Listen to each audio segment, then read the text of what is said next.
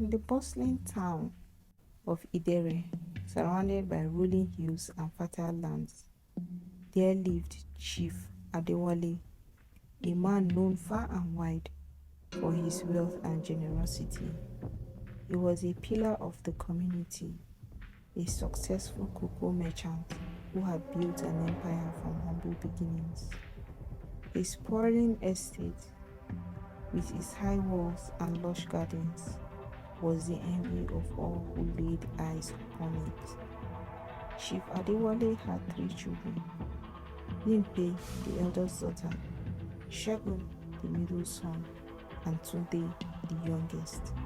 His wife, Morayo, was a woman of grace and elegance, known for her charitable works and her devotion to her family.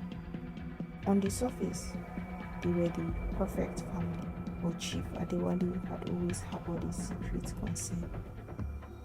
He worried that his wealth had spoiled his children. Despite providing them with the best education, the finest clothes, and all the luxuries money could buy, Chief Adewale had begun to notice a growing sense of entitlement in his children. Bimpe was obsessed with his status and appearance. Shegun had become reckless with money, and Tunde seemed indifferent to everything, taking his father's fortune for granted. One evening, as Chief Adewale sat in his study, sipping palm wine and reflecting on his life, an idea began to form in his mind. What if he pretended to be gravely ill? How would his family react? Would they rally around him, showing the love and compassion he hoped they possessed? Or would they reveal their true self? It was a risky plan, but Chief Adewale was determined to know the truth.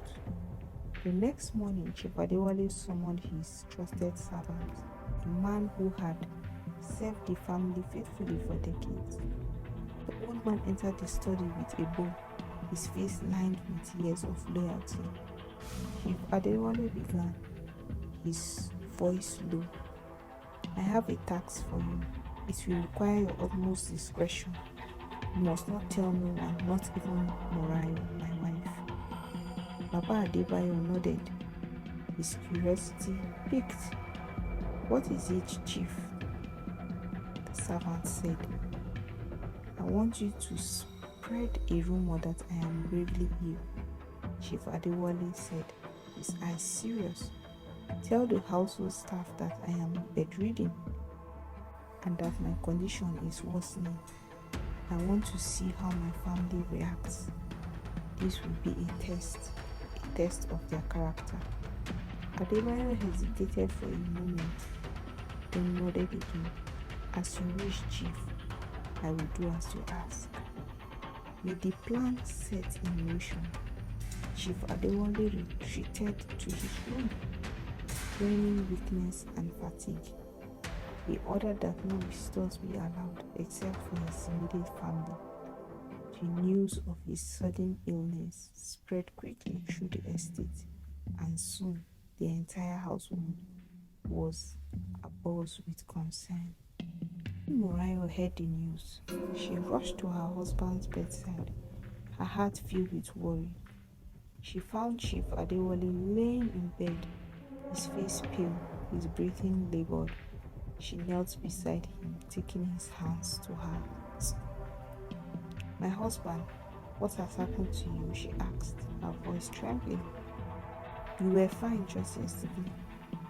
Chief Adewale smiled weakly, playing his part.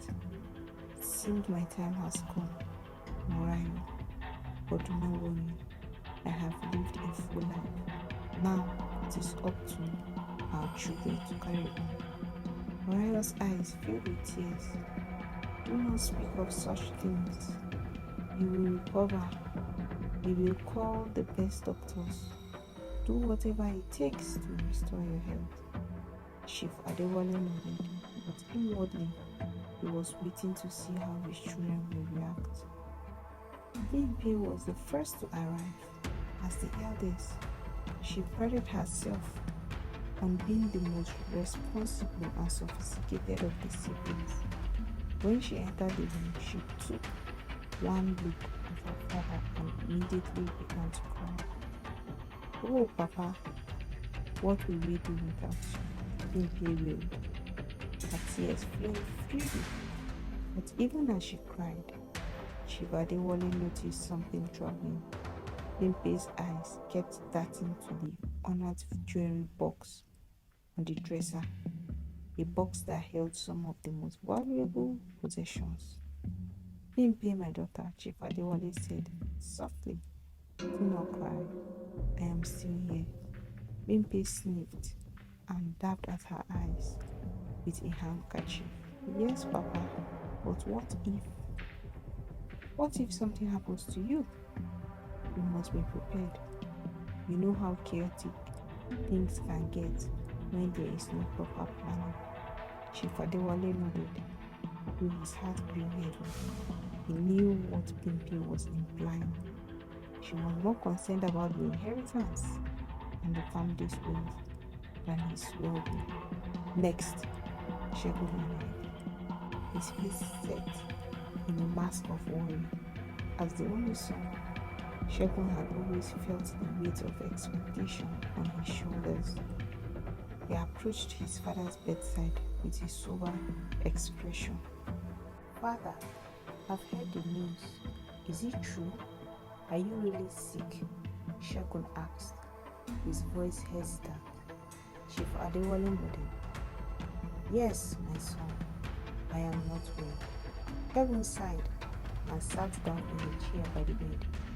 "I don't know what we will do without you. The businesses, the estates, it's all too much for me to handle alone."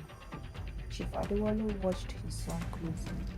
"Shegun, you're a very smart man. You have been groomed to take over the business.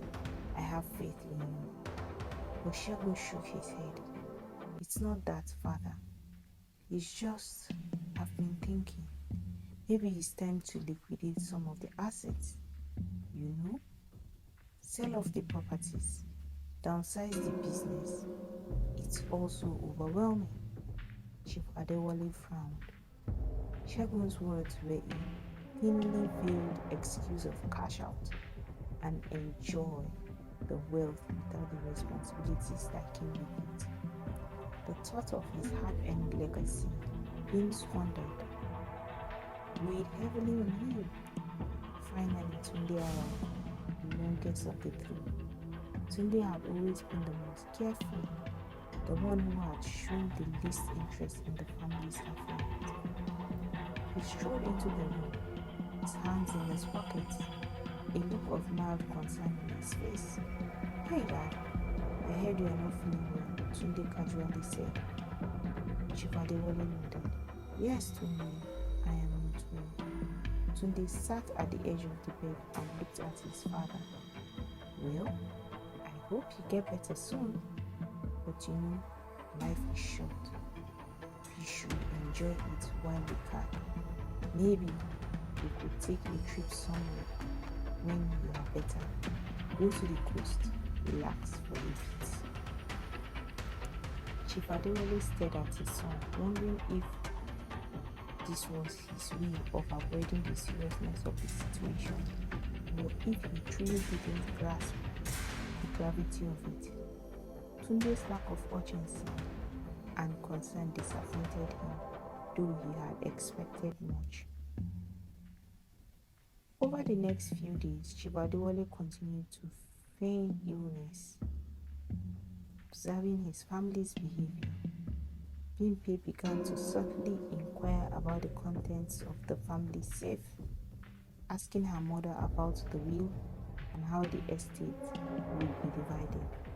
Shegun avoided the subject of the businesses altogether, spending his time in town, perhaps already imagining a life free of responsibilities. Tunde, on the other hand, continued with a carefree attitude, showing little interest in his father's condition. Morayo, however, remained at her husband's side, nursing him with love and care. She prayed day and night for his recovery, never once asked about the family's will or what would happen if he were to pass away. Her only concern was his well-being. One evening, as the sun dipped below the horizon, casting a golden glow over the estate, Chief Adewale decided it was time to reveal the truth. He summoned his family to his room, where they gathered, each with different emotions playing on their faces.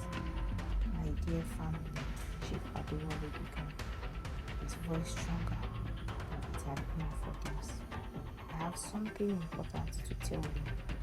Bill, Shegun, and Tunde exchanged worried glances while Morayo squeezed her husband's hand, her heart pounding. "I am not sick," Chief Adewale said, his eyes scanning the room. There were a stunned silence, broken only by the soft gasp of Morayo. "What do you mean, Papa?" Limpe asked, her voice trembling. "I mean that I have been pretending to be ill," Chief Adewale continued. "I wanted to see how each of you would react, how you would handle the thought of losing me." Limpe, Shegun, and Tunde were speechless, their faces a mixture of shock and confusion. "I did this because I needed to know if you were ready to take on responsibilities that came with the family's will," Chief Adewale said, his tone stern. "And I have to say, I am deeply disappointed." Limpe's eyes filled with tears. "But Papa, we were just worried about you. We wanted to make sure everything was in order in case the worst happened." Chief Adewale shook his head. "You were more concerned about the inheritance than my well-being, Limpe. You were already thinking of how to divide the wealth, not how to help me recover." Shegun looked down at the floor, his face pale. "I am sorry, Father. I just didn't know what to do. The thought of taking over the responsibilities scared me." Tunde, on the other hand, speechless, with shock on his face. "I am sorry, Papa." And his wife stood up and hugged him. "I am glad you were not sick." He appreciated his wife, and he said to her, "I reveal everything to you